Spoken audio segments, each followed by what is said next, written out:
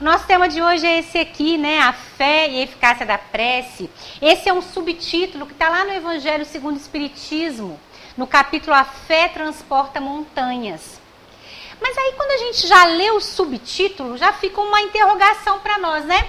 Eles colocaram assim, a fé e a eficácia da prece. Eles usaram uma palavra, eficácia, não é uma palavra da religião, vocês concordam? Eficácia é uma palavra da ciência, não é? Então eles pesquisam um medicamento para ver a eficácia desse medicamento num tratamento, não é assim? Eles pesquisam um tratamento para a pessoa para ver a eficácia, então eles testam. A gente passou aí por um período de vacinas onde precisava saber a eficácia, ou seja, se funciona. Eficácia é uma palavra da ciência. Isso que a gente está prescrevendo, estudando, pesquisando, funciona? É eficaz? Então, olha que interessante. A espiritualidade usou, num subtítulo, lá no Evangelho segundo o Espiritismo, uma palavra da ciência. Então, o que a espiritualidade está afirmando nesse subtítulo? Funciona. A prece, a fé, a prece funciona. Eles estão afirmando. Então, vamos com eles. Vamos ver por que eles estão afirmando com tanta seriedade e tranquilidade, né? Sinal de que eles já pesquisaram, já testaram. Para estar dizendo que é eficaz, vamos lá. Vamos começar fazendo uma diferenciação da fé, né? Fé, então, é crer, acreditar, mas nós só acreditamos quando nós compreendemos, que é a base da doutrina espírita, a fé raciocinada, não é assim? Fé raciocinada. Algumas pessoas acham que fé raciocinada fica só aqui. Só que fé é sentimento. Então é fé raciocinada para voltar ao sentimento. Para a gente ter uma fé que compreende, ela precisa sair daqui, vir para cá, compreender e voltar para cá. Fé é sentimento. Então nós acreditamos quando nós compreendemos, ou através do estudo. Então a gente pega aqui o livro A Gênese, do Pentateuco Kardeciano. Já tiveram curiosidade de olhar que lá na Gênese, nos últimos capítulos, é sobre os milagres de Jesus? Os milagres. Então os espíritos fazem assim, como é que Jesus andou sobre as águas? Não é se, isso já é um fato, Jesus andou. É como. O que ele usou, o que ele fez, como é que ele fez isso? Como é que Jesus curou o paralítico? Como? Qual era a preocupação da espiritualidade? Que a gente compreendesse. Porque uma vez que a gente compreende, ninguém tira mais a nossa fé. Eu não vou dar spoiler de como é que foi não, tá? Convidar vocês a irem lá na Gênese para saber como foi que Jesus curou o paralítico. Uma vez que a gente compreende como Jesus curou, eu não duvido mais. Eu creio. A minha fé fica robusta. Ou através do que eu estudo, ou através do que eu vivo. Se você tem mães aqui, se tem pais aqui, que já vivenciaram, né, a maternidade, a paternidade, e chega um pai ou uma mãe de primeira viagem e fala assim para vocês, nossa, mas o bebê não dorme. Nossa, mas eu estou muito cansado, os primeiros meses são muito difíceis. Vocês já conhecem, vocês já sabem, é uma experiência. E uma vez que você tem a experiência, ninguém te tira ela mais, não é? É a mesma coisa. Compreendemos através da experiência ou através do estudo. Bom, essa é a fé. Então, Kardec vai dizer lá no Evangelho segundo o Espiritismo, no capítulo 27, a prece só tem valor pelo pensamento que lhe está conjugado. Ora, é impossível conjugar um pensamento qualquer ao que não se compreende. Porquanto o que não se compreende não pode tocar o coração. É o que a gente dizia. Fé é um sentimento. A gente compreende e volta para o coração. Então, olha o Kardec dizendo assim, a prece só tem valor pelo pensamento que lhe está conjugado, mas esse pensamento tem que ser compreensível. Se ele não for compreensível, não me toca. E se não me toca, não é uma prece. Então, vamos dar um exemplo. Chega um companheiro aqui agora, hebraico, judeu. Eu não sei falar hebraico, não sei se vocês sabem. Mas aí chega um companheiro judeu aqui e diz assim para nós: eu gostaria de fazer uma prece, vocês fazem junto comigo? E ele começa a orar em hebraico. Eu não compreendo hebraico, eu não entendo hebraico. Por mais que eu faça silêncio, por mais que eu respeite o momento de oração dele, eu não vou estar orando. Quem está orando é o companheiro.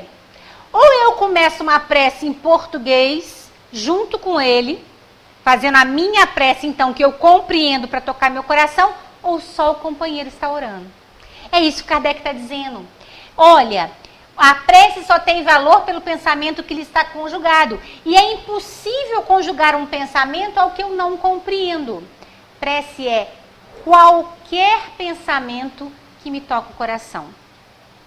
É por isso que a prece não precisa ser AX, AY, com 250 palavras, com 3 palavras. Não precisa ser ajoelhado, sentado, em pé, deitado, nadando, correndo. A prece é um pensamento que toca o coração, ponto. Aliás, o Kardec deixa bem claro na Revista Espírita, né? Prece espírita tem que ser curta. Por que o Kardec fala isso? Porque quando a gente começa a falar demais, para de tocar o coração do outro, né? Aí a gente começa a falar muito e a pessoa que está nos acompanhando começa: ih, será que vai chover? Está dando uns trovões ali fora, minha conta que eu tenho para pagar, minha roupa no varal, pronto. A gente perde o toque do coração. Então, prece é qualquer pensamento que toca, estimula, desenvolve o meu sentimento. Isso é prece. Isso é prece. Tá bem. Então agora a gente compreendeu a fé e a gente compreendeu a prece segundo Allan Kardec. Vamos agora entender como é que essa prece, que é qualquer pensamento que eu compreendo e que toca o meu coração, como é que essa prece vai? Como é que ela vai até o outro? Afinal de contas, aqui a gente diz que a gente pode fazer irradiação, não é assim? Ah, vamos irradiar para alguém doente lá no hospital. Vamos irradiar para alguém lá no Japão. Como é que esse pensamento, essa irradiação, essa prece, esse pensamento que toca o coração está indo? Como é que vai? De que maneira que vai? Está lá no Evangelho segundo o Espiritismo, ainda no capítulo 27, né? A ação da prece e transmissão do pensamento. E aí os Espíritos vão nos explicar que a nossa prece, o nosso pensamento, ele vai através do fluido cósmico universal, o famoso FCU, né? Que a gente fala bastante dele aqui. O fluido cósmico universal que ocupa o espaço, todos os seres encarnados e desencarnados. Eu vou acelerar aqui só para a gente ir para essa parte aqui, que está lá no Evangelho, no Livro dos Espíritos. Vocês já devem ter lido Elementos Gerais do Universo. Elementos Gerais do Universo, Kardec faz a seguinte pergunta: do que o universo é feito? O universo, né? O planeta Terra, não somos nós.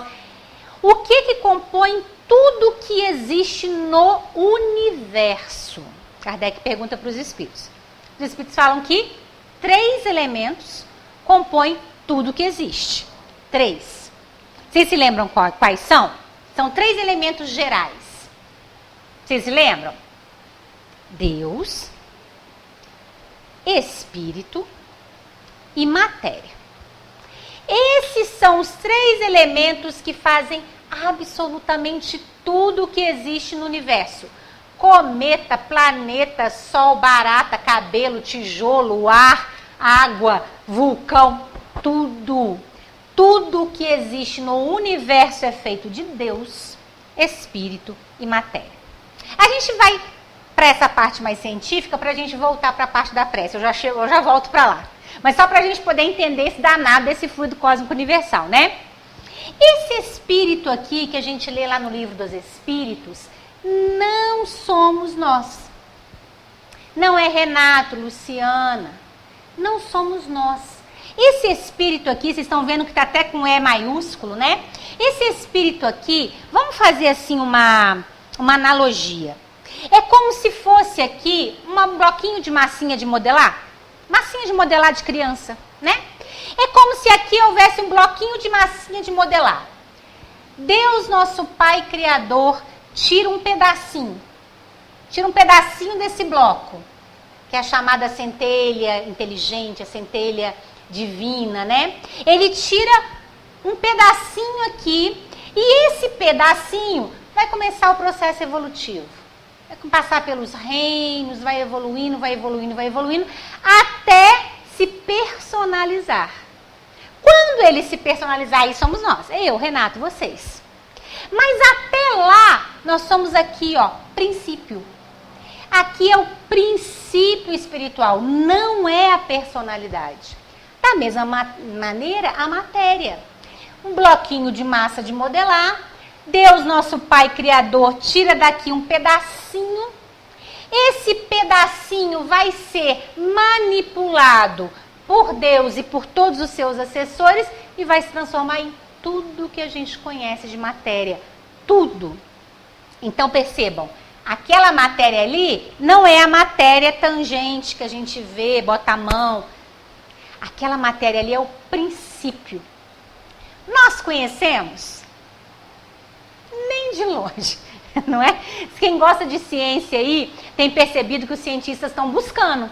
Eles querem refazer o Big Bang. Já ouviram falar no Big Bang? Que é aquela explosão que começou o universo? O que eles estão procurando? Essa matéria aqui, ó, a primeira que deu início, a que formou. Eles estão que procuram, estão indo. Mas ainda não chegaram lá não, porque eu acredito, eu penso particularmente, que nessa encarnação a gente não vai ter condições de descobrir sobre aquela matéria primeira ali não. Ali são coisas de Deus. E esse princípio aqui a gente conhece? Não tem essa pergunta no Livro dos Espíritos? Quando fomos criados? Lembra dessa pergunta no Livro dos Espíritos? Quando fomos criados? Os Espíritos respondem. Vocês não têm condições de saber. Esse princípio aqui nós não sabemos há quanto tempo. Isso também são coisas de Deus. Então, ó, princípio espiritual e princípio material e Deus é o que faz tudo o que existe no universo. Mas aí vem esse moço aqui, ó, o FCU, o fluido cósmico universal. Vocês estão vendo que ele não tem forma, ele é um gás, né? Como se fosse um gás. O fluido se chama assim porque ele transita, não é o que estava escrito lá? Em tudo que é encarnado e em tudo que é desencarnado. Então ele transita, ó. O fluido, ele é puramente manipulável. Deus, nosso Pai Criador, pega um pedacinho aqui, é uma analogia bem tosca, tá, gente? Mas só pra gente, né? Porque eu não faço ideia de como é que acontece isso aqui, não. Quem sou eu para saber como é que é lá o princípio material? Mas a gente está fazendo uma analogia. Deus pega esse pedacinho aqui e através do fluido cósmico, na manipulação. E aí a gente vai lá na Gênese, como foi que Jesus andou sobre as águas? Manipulação de fluido cósmico universal. Quem faz isso? Espírito puro, espírito crístico. A gente faz isso? A gente que não é nem puro nem crístico? Faz. Passe. Vocês tomam um passe quando termina a palestra? Passe é transfusão de energia, transfusão de fluido cósmico universal. Então, esse fluido que permeia tudo que é encarnado e desencarnado é o veículo, é aonde vai o nosso pensamento, é aonde vai a nossa prece. É por isso que eu posso fazer uma prece para quem está lá no Japão, porque fluido não tem barreira. Vocês gostam de roça aí? Tem alguém que gosta de roça? Quem gosta de roça aí sabe que lá na roça não pega direito rádio, não pega direito telefone, né? Por quê? Muitas montanhas, a onda sonora, ela bate na montanha e volta, ela não consegue alcançar certos lugares. O fluido não. O fluido não tem barreira. Deus, nosso Pai que é sábio, sabe muito bem que se a nossa onda mental fosse igual à onda sonora, ia bater, eu ia fazer uma prece, ia bater no tijolo ali da porta e ia voltar. Mas Deus é muito sábio, né? Não, a nossa onda mental, ela vai através do fluido cósmico universal. Perguntar uma coisa para vocês. Se tudo que existe no universo, tudo, absolutamente tudo que existe no universo, é feito de Deus, espírito, já sabemos que espírito aqui é princípio espiritual. Matéria, princípio material, fluido cósmico universal não é o quarto elemento, tá, pessoal? Fluido cósmico universal vem da matéria. Então, ele não é o quarto elemento, só existem 3. Pergunto para vocês, o nosso pensamento é Deus, Espírito ou matéria? Se tudo que existe é feito desses 3, o nosso pensamento tem que ser um dos 3. Porque tudo o que existe é feito de um dos 3. O nosso pensamento é Deus, Espírito ou matéria? Deus a gente tira, né? Deus, nosso Pai Criador, único, não entra nessa equação. Então tá bem. Nosso pensamento é espírito ou nosso pensamento é matéria? Quando a gente se pergunta assim, num primeiro momento a gente pensa espírito, porque quem pensa sou eu, Luciana. Meu pensamento sou eu. Mas aí vem os espíritos e dizem assim, o nosso pensamento é matéria.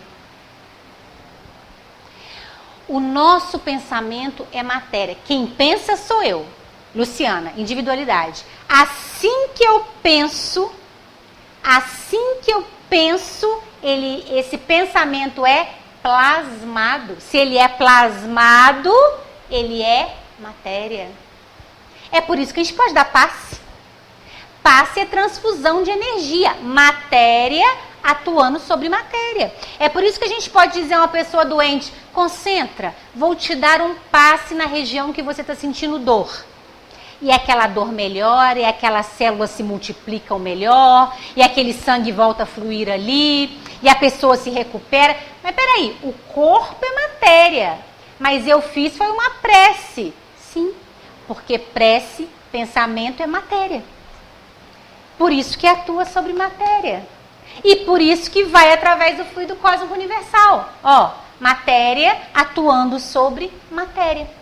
Meu pensamento vai através do fluido e atua na matéria.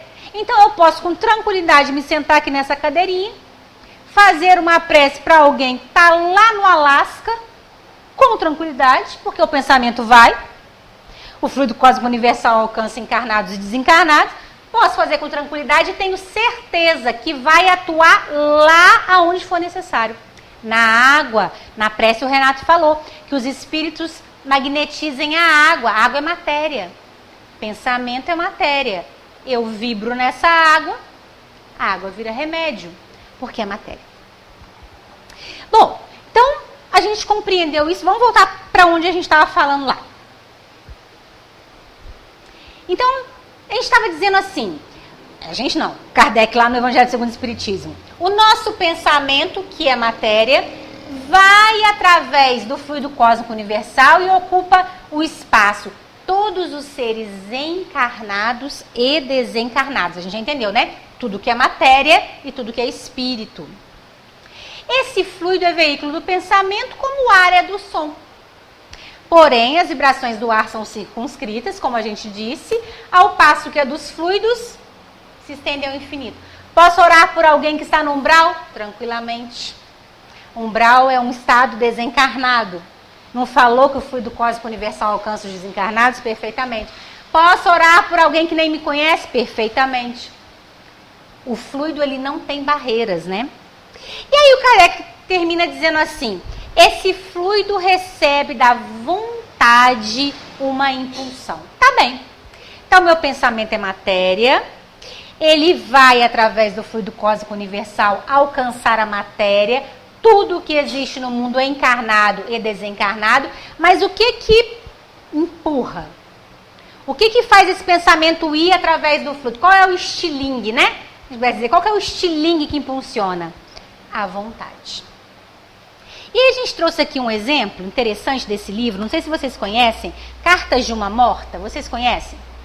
Cartas de uma Morta é um dos primeiros livros que o Chico psicografa, da mãe dele, da Maria João de Deus. Maria João de Deus tinha desencarnado já, né? Desde que o Chico era criança, a gente conhece a história do Chico, né? E aí ela vai contar nesse livro de forma muito simples, né? Maria João de Deus era uma mulher muito simples. E ela vai contar de forma muito simples como foi o processo do desencarne. O que ela passou, o que ela viveu, aonde ela foi. E é muito interessante, esse é um dos livrinhos que a gente não conhece pouco do Chico. Foi um dos primeiros livros que o Chico psicografou da mãe dele. E na questão 102, a Maria João de Deus dá um nome assim ao capítulo: A Oração dos Homens. Então, o que ela conta aqui? Ela desencarnou, ficou num período de perturbação, uma mulher muito católica, né, muito religiosa, ficava indo para a igreja para poder ter um pouco de consolo. Ela não entendia o que estava acontecendo, ela não sabia que ela tinha desencarnado. Até que um dia, um amigo espiritual chegou até ela, comunicou o que tinha acontecido, tirou ela dali, ela foi, então, começou a trabalhar no mundo espiritual. Quem acha aí que vai desencarnar e vai descansar, pode esquecer, né? Nós não vamos, nós vamos continuar trabalhando bastante. E qual que era o trabalho da mãezinha do Chico, da Maria João de Deus? Ela catalogava a prece. Catalogava a prece.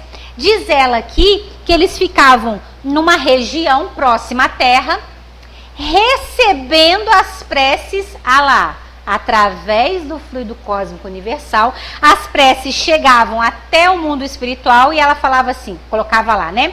Só que graças a Deus o mundo espiritual não é burocrático.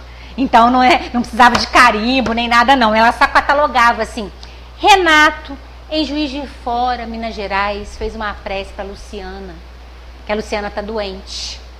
E dava despacho. Para onde que ia essa prece? Para onde que ia essa catalogação? Para um mentor amigo, para um espírito amigo que imediatamente daria uma solução para o caso. Ou iria me visitar, ou visitaria o Renato, ou mandaria alguém me visitar, ou daria uma intuição para alguém na minha casa me visitar, me ajudar. Porque o mundo espiritual é assim, é rápido, né? Então ela ficava lá catalogando. Chegava uma prece, ela catalogava, dava destino. Catalogava, dava destino. Mas aí ela vai dizer uma coisa aqui muito interessante. Ela diz assim, olha: há orações sublimes que se elevam da terra até o nosso distrito, da terra até onde ela se encontrava.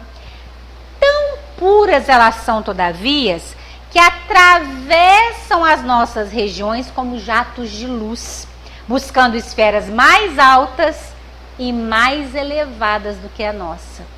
Olha que interessante, pessoal. Ela ficava ali catalogando as preces. Renato, mas tinham preces que a vontade de quem fez a prece era tão grande, mas com tanta intensidade, que o estilingue esticou mais. O estilingue esticou tanto que passava da onde ela estava e ia lá para a diretoria, para a gerência, né? Subia direto, nem parava nela não. O que foi isso que fez com que a prece subisse igual um jato de luz? Vontade. Vontade. Não é porque foi um espírito puro que fez a prece, não. Vontade, intenção, é o estilingue. Então, às vezes, eu escuto em algumas palestras as pessoas falarem assim: a minha prece bateu no teto e voltou. Vocês já ouviram essa expressão, né? A prece bateu no teto e voltou. A gente já viu aqui hoje que não tem como. A nossa prece nunca bate no teto. Ela pode ficar sem força, né? Eu posso ter dado soltei só um pouquinho de força, isso sim. A minha vontade pode ter sido uma vontade que falhou, mas a minha prece, imediatamente meu pensamento foi para o fluido cósmico. E se foi para o fluido cósmico, ele está em direção. Então, o que fez essa prece subir igual um raio? A vontade, né? Vamos continuar. Então, o Kardec está só, como bom pedagogo que é, entendendo o processo da prece. Tá bem. Então, a prece é qualquer pensamento que me toca o coração. Qualquer pensamento. Não tem língua tal, não tem formato tal, é um pensamento que me toca. E às vezes, pessoal, é um pensamento que me toca sem palavras, não é? Você escuta uma sonata de Mozart e aquilo te toca, não teve nem palavra ali. Você nem sabe tocar, você não sabe tocar aqueles instrumentos, mas tocou seu coração, prece. Às vezes você viu uma cena, uma natureza, uma primavera desbotando tá errado, brotando na sua frente, você fala: nossa, quanta coisa bonita. Não tem palavra nenhuma ali. Tocou o coração, prece. Qualquer pensamento. O Kardec entendeu que qualquer pensamento que toca o coração é uma prece.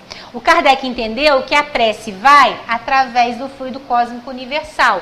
Por isso que pode ocupar qualquer espaço encarnado e desencarnado. E o Kardec entendeu que o que empurra esse pensamento é a nossa vontade. Quanto mais firme a vontade, mais desejoso. É por isso, gente, que a gente acha tão bonito ler nos livros. Vamos pegar aqui o André Luiz. Livro Nosso Lar.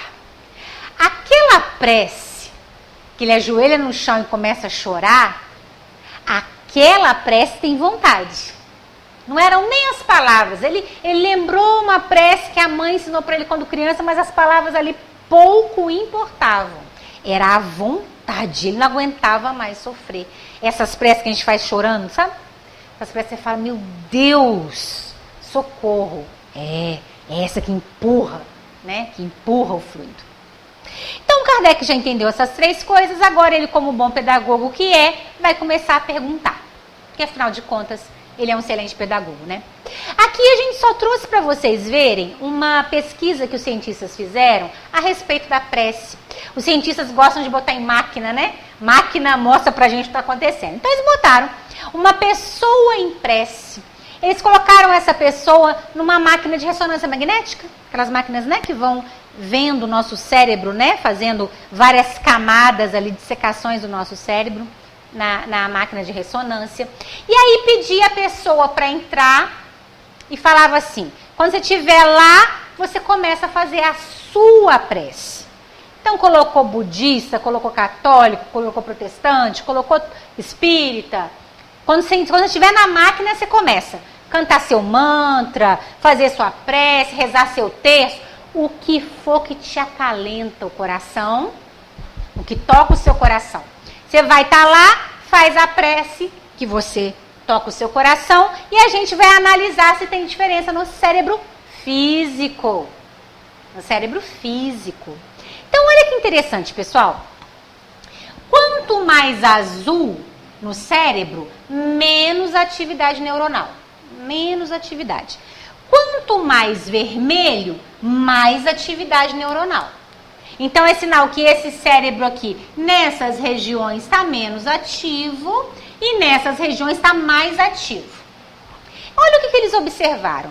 A pessoa, antes de começar a sua prece, meditação, mantra, terço, o que for.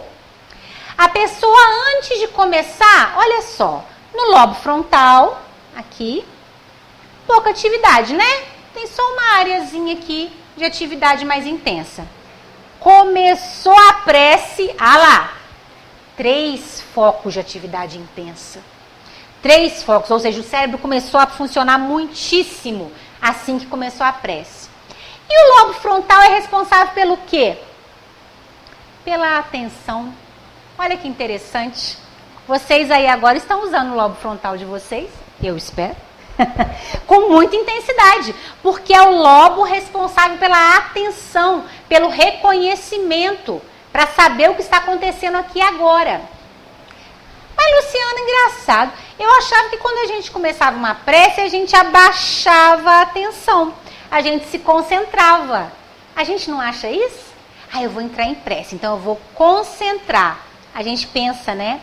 Mas o nosso cérebro físico começa uma atividade intensa nessa hora. Sabe por quê, minha gente? Quem aí já viu cena do Chico Xavier psicografando? Já viram? Em vídeos, né? O Chico psicografa devagar ou rápido? Acelerado, né? A pessoa tem que ficar trocando a página para ele, não é? Aquilo ali não é ceninha, não. Aquilo ali não é o Chico fazendo bonito, não. É porque quando a espiritualidade se aproxima, o nosso cérebro detecta imediatamente, nosso cérebro físico, porque pensamento é matéria, atua sobre matéria, o nosso cérebro físico detecta imediatamente e aumenta a atividade da atenção, aumenta, dilata a atividade da atenção, por isso que o Chico psicografava naquela velocidade, aquilo ali não era cena, não. Então, quando a gente entra em prece, consequentemente, entra na vibração dos amigos espirituais, o nosso cérebro físico imediatamente detecta e começa a atividade, ó. Então, o que aparentemente a gente estava ali calminho, o nosso cérebro começa a produzir imagem, a produzir mais pensamento, a ter mais clareza.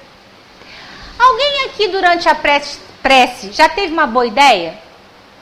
Estava fazendo a prece, estava precisando tanto de ajuda, aí de repente teve uma boa ideia. E se eu vezes é assim. Já passaram por isso? O que é isso?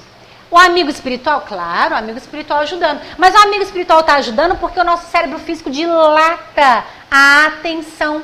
Às vezes eu estou tão preocupada com ele, meu Deus, como é que conserta isso aqui? Eu não sei consertar isso aqui, não consigo consertar isso aqui. Aí fico tão concentrada nisso que eu não consigo perceber que era só pegar uma chavinha.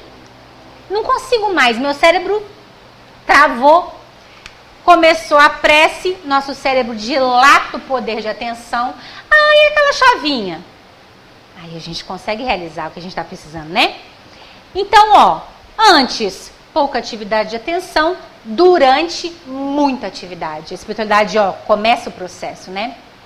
Agora, olhem o contrário aqui se acontecendo, ó. Lá no lobo parietal, aqui atrás, né?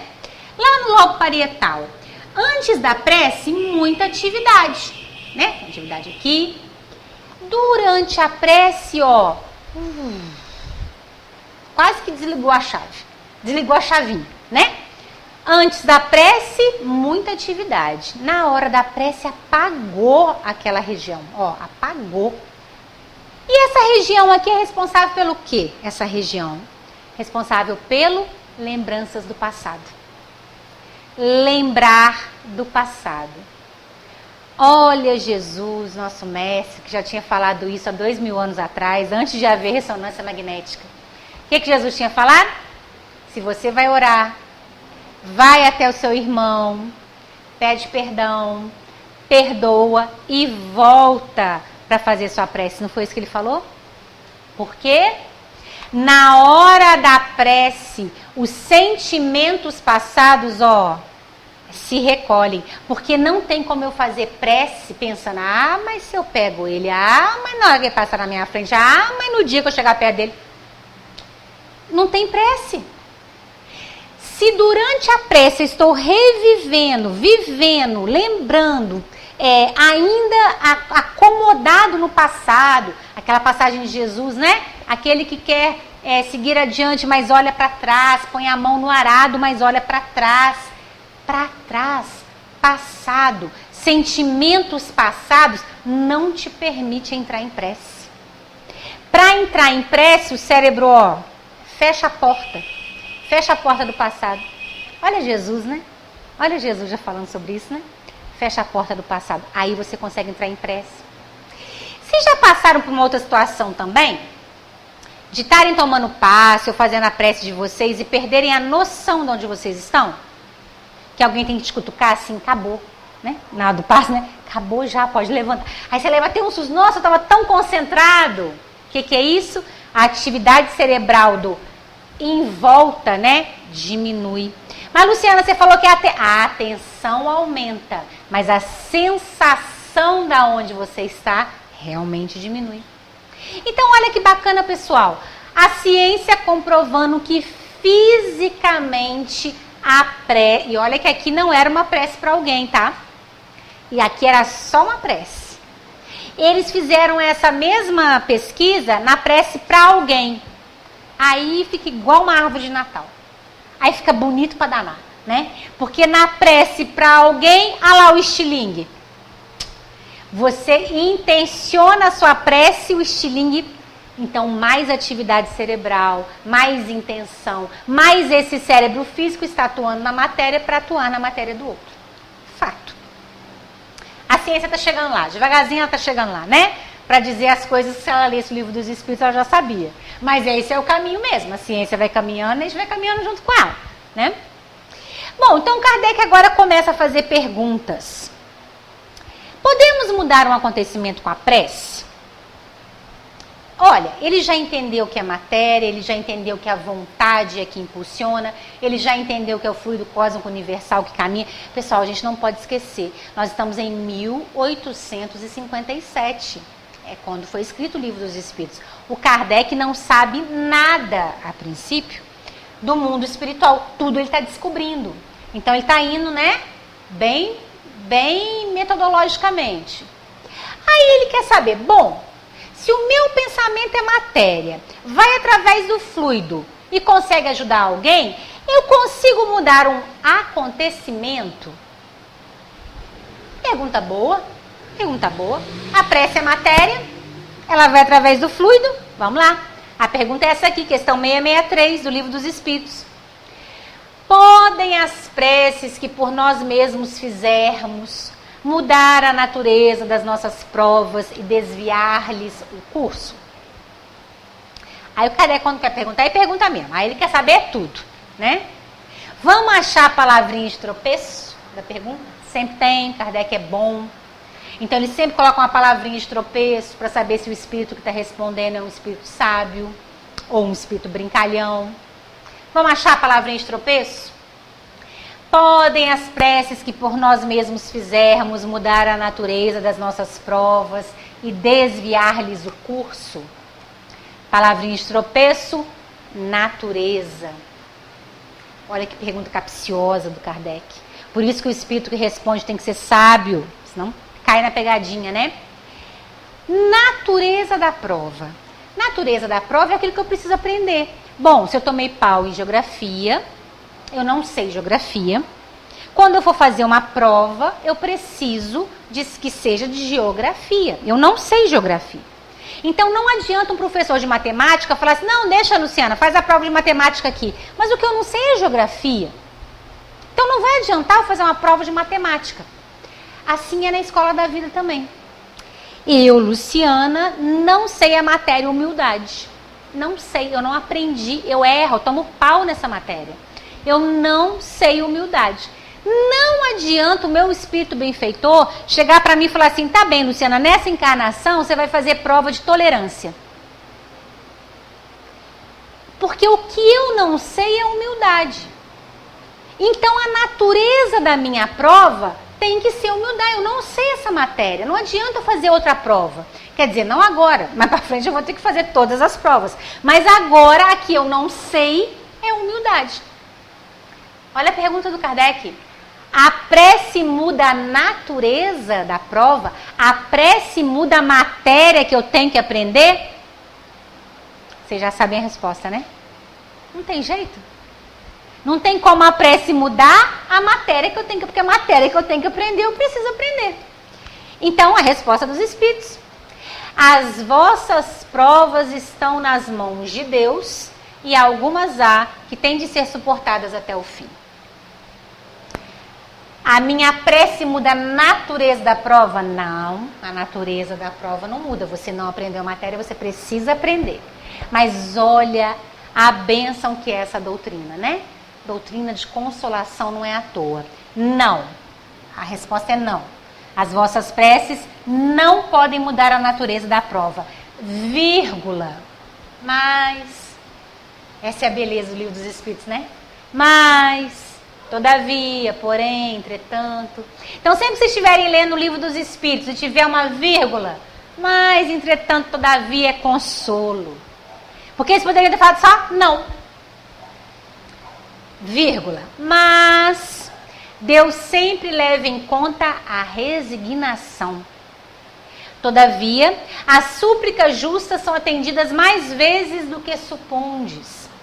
Julgai de ordinário que Deus não vos ouviu, porque não fez a vosso favor um milagre, enquanto que vos assiste por meios tão naturais que vos parecem obra do acaso ou da força das coisas.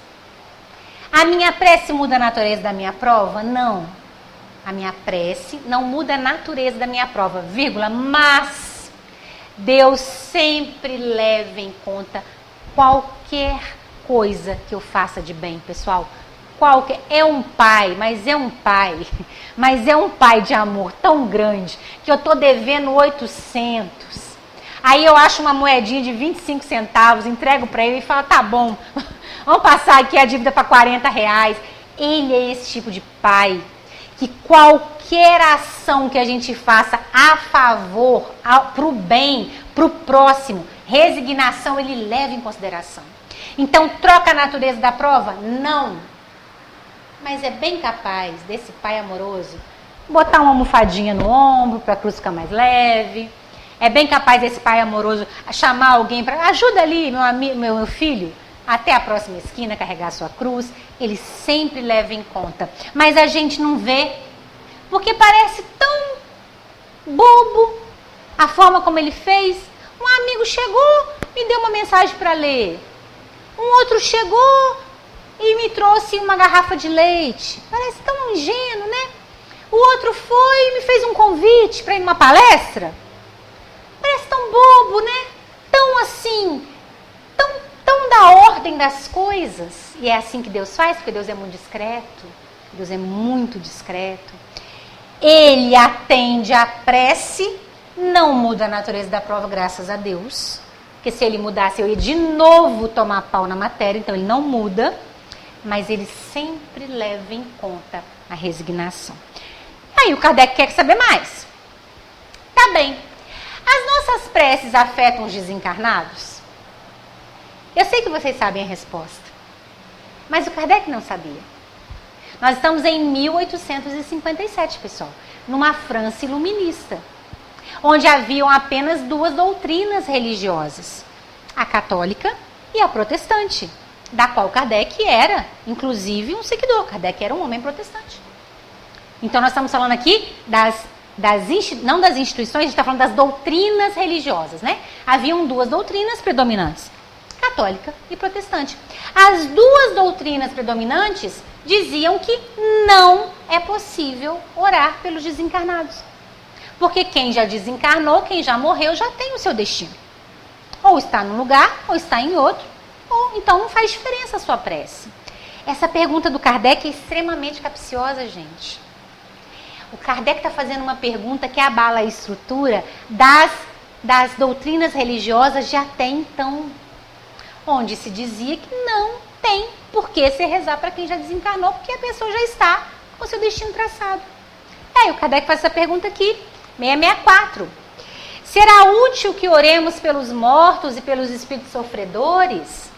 Tem elas o poder de abrandar a justiça de Deus, as nossas preces, né? Tem elas, as nossas preces, o poder de abrandar a justiça de Deus? Olha o Kardec. Gosto de como o Kardec desenvolve o pensamento dele, né? Olha onde a Kardec está indo. Palavrinha de tropeço aí, pessoal. Qualquer palavrinha que se o espírito não for sábio, ele cai. Será útil que oremos pelos mortos e pelos espíritos sofredores? Tem elas, as nossas preces, o poder de abrandar a justiça de Deus? Palavrinha de tropeço. Abrandar. Olha o atrevimento, né?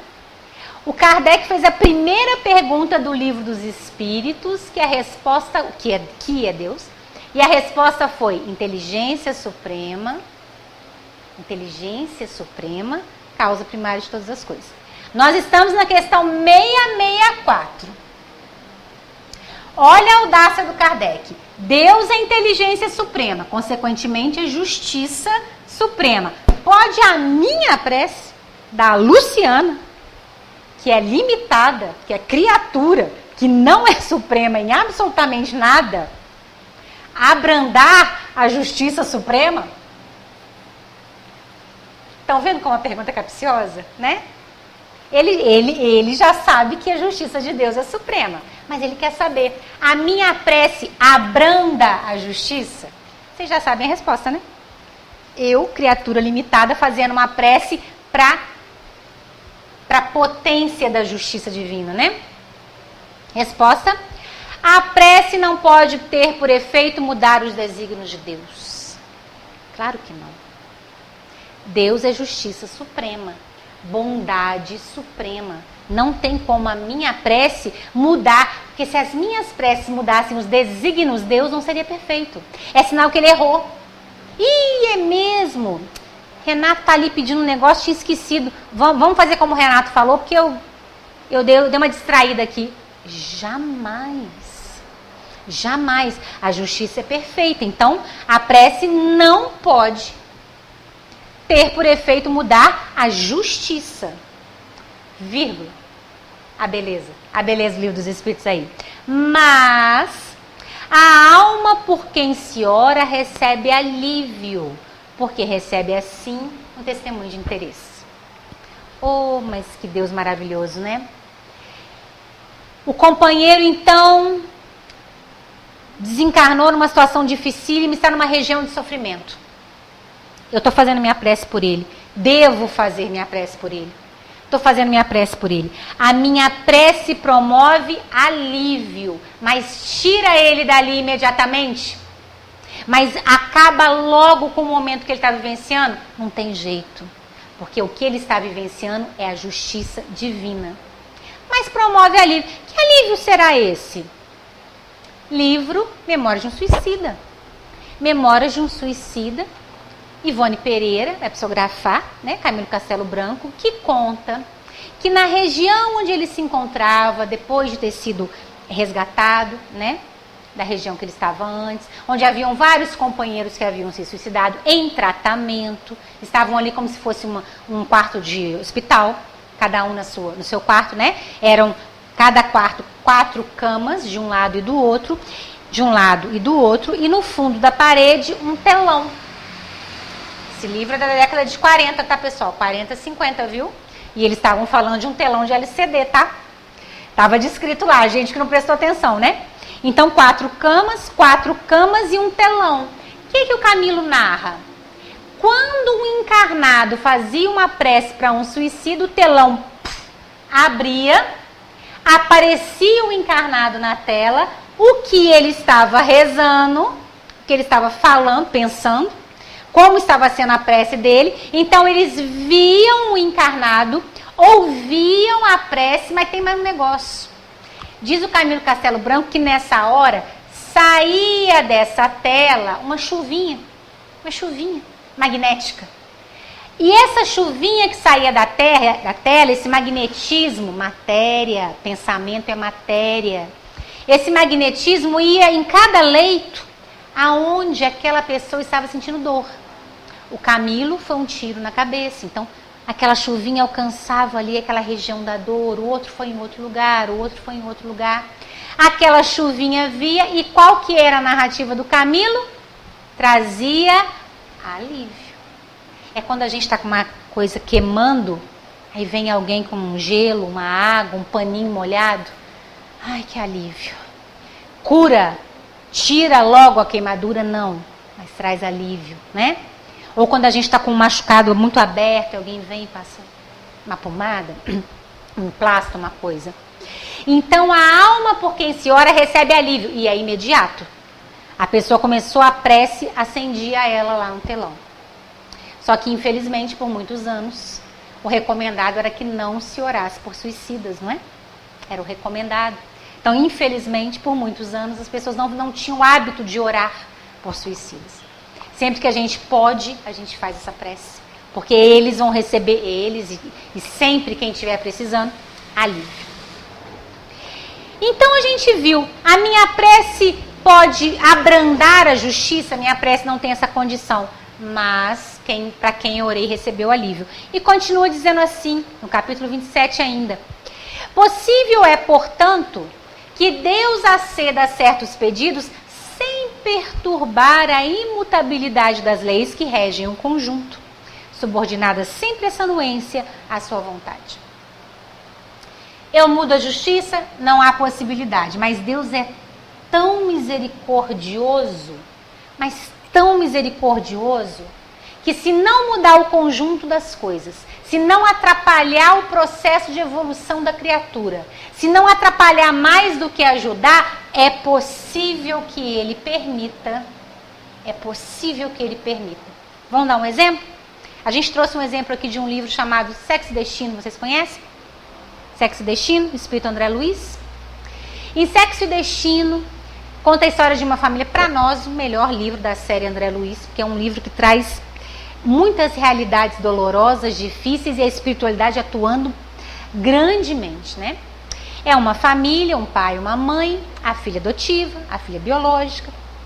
A filha adotiva está num comportamento desregrado, né? Tendo um relacionamento com um homem casado, cuidando da esposa desse homem. Ela está ali numa situação difícil. O pai está apaixonado pela filha adotiva, sexualmente apaixonado. A filha adotiva está apaixonada pelo mesmo rapaz da irmã. A família está totalmente desequilibrada. A mãe está fingindo que não vê nada. Então, assim, o desequilíbrio ali está muito grande. Acontece uma situação entre o pai e a filha adotiva. Ela entra em desespero, sai desesperada pela rua, querendo se matar, querendo tomar um veneno. Ela já tinha sido suicida na encarnação anterior. Ela estava ali toda protegida pela equipe do irmão Félix. O irmão Félix é o mentor desse livro. Quando ela começa com esses pensamentos de querer tomar um veneno, o irmão Félix começa a atuar, vai tirando ela dessa situação, vai tirando, mas aí chega um momento que ela vai atravessar a rua, acontece no Rio de Janeiro esse livro, ela vai atravessar a Avenida Atlântida ali no Rio, um carro vem, pega ela já cai praticamente desencarnada, né? As vísceras já para fora, o corpo já... Ela vai desencarnar, é aquela ferida de morte que a gente chama, né? O irmão Félix se aproxima, nós estamos falando do irmão Félix, de um mentor espiritual, de alta envergadura moral, e faz uma prece, que vai ser o exemplo disso aqui. Tem como mudar a justiça? Não, mas Deus, na sua infinita bondade, permite alguns alívios, né? Então o livro é Sexo e Destino, e a prece que o Félix faz é essa aqui. Deus de infinito amor, não permitas que a tua filha seja expulsa da casa dos homens assim, sem nenhuma preparação.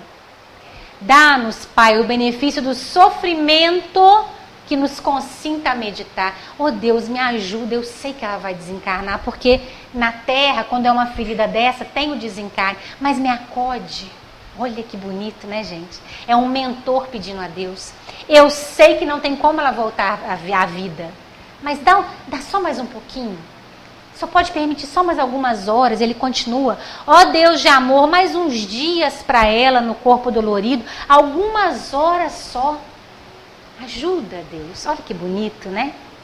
Então ele não pede para abrandar a justiça, porque ele não tem condições de fazer isso. Mas ele pede, Deus, se o Senhor consentir só mais um pouquinho nesse corpo, muitas coisas vão acontecer. A gente vai conseguir aliviar alguma coisa aqui. E o André Luiz narra que ele está em prantos nessa hora, né? Vendo o Félix ajoelhado, abraçado aquele corpo. E o André Luiz ali em prantos, assim, chocado com a cena. E o André Luiz fala que depois dessa prece do Félix, que é maior do que essa, né? Que é muito bonita, ele vê caindo uma chuvinha, uma chuvinha magnética, vinda, né, do mundo espiritual, vai alcançando o corpo dela, vai alcançando o Félix. Aquele espírito estava quase desencarnando, né? O fio de prata quase se rompendo, volta a se refazer. Ela não vai voltar a viver. Aqui nesse planeta, aquela ferida traz um desencarne. Mas ela fica mais um tempo no corpo físico. A prece do Félix foi atendida. Então percebe, pessoal, né? Se alguém estivesse vendo esse atropelamento e visse que ela ia para o hospital e ficar mais alguns meses numa situação realmente muito difícil, ia falar, nossa, Deus não tem misericórdia, né? Podia ter tirado ela, porque para ficar nessa situação, quando foi justamente o contrário, Deus teve uma infinita misericórdia por causa de uma prece de um mentor espiritual que pediu só mais um pouquinho. Deus acede. Então, meus amigos, a nossa conversa aqui hoje é para a gente compreenda, né? Façamos a nossa prece. A nossa prece é matéria, alcança a matéria, alcança onde a gente está destinando o nosso pensamento. A nossa vontade é impulsora, mas uma impulsora perfeita dos nossos pensamentos. E Deus, nosso Pai misericordioso, sempre, né? A gente está vendo aqui, sempre acede, porque é Pai, Ele acede, né?